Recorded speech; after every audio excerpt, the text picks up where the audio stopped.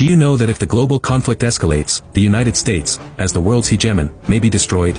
In response to this question, Russian experts have proposed a horrific battle plan, which is to use the King of Nukes, Sarmat, to attack the Yellowstone volcano, thereby triggering a massive eruption of the 10,000-year-old volcano, which would completely destroy the entire United States. Once this plan was put forward, it immediately stirred up a huge wave of public opinion in the international community. So is this method really feasible?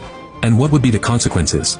First of all, the Yellowstone volcano as the world's premier supervolcano group, according to relevant information, in the past 2 million years, has experienced 3 super-large eruptions. Each can be described as destructive. Once the volcano erupted, the United States will cease to exist. So is it really possible for Sarmation to hit the US and thus trigger an eruption? First of all, the United States has built the world's most comprehensive ballistic missile defense system, can intercept all kinds of ballistic missiles, currently divided into NMD and TMD, 2 major defense systems. TMD is known as the Theater Missile Defense System, is mainly used to protect the US outside of the theater of operations from attacks on near-range, intermediate range, or long-distance ballistic missiles. NMD is known as the National Missile Defense System, which is mainly used to protect the entire territory of the United States from any ballistic missile attack. It is the main defense of the United States. It consists of ground-based interceptor missiles, ground-based radars, space-based sensors, improved AWACS radars, and operational, management, command, and communication systems. Meanwhile, NMD is divided into 2 development directions, land-based and sea-based, namely, land-based mid-course interceptor system and sea-based high-level area defense system. As for the U.S. land-based mid-course missile defense system, its main combat target is the enemy's long-range ballistic missiles or intercontinental ballistic missiles.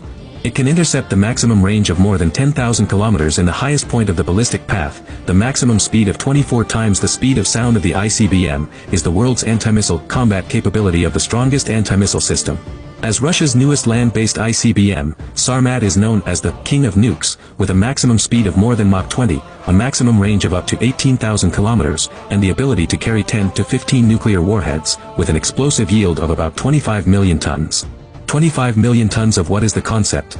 When the United States to Hiroshima, Japan, dropped the Little Boy atomic bomb is 150,000 tons of TNT equivalent, which means that the Sarmat is equivalent to more than 1,600 Little Boy detonated at the same time, able to directly cover more than 500,000 square kilometers. The detonation of the Yellowstone volcano is no problem. However, American experts raised objections. They believe that Russia is not capable of implementing the program.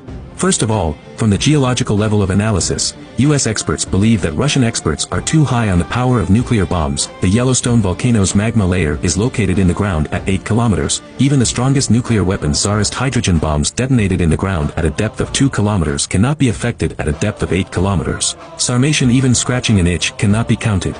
So no matter how much the world is talking about how panic, the United States has always believed that this plan is a fool's errand, simply not enough to fear. But there are people who suggest that if 1 Sarmat doesn't work, then use 2. If 2 don't work, then 10 or 100. You have to realize that Russia, as a super nuclear power, the last thing it needs in its hands is nuclear weapons.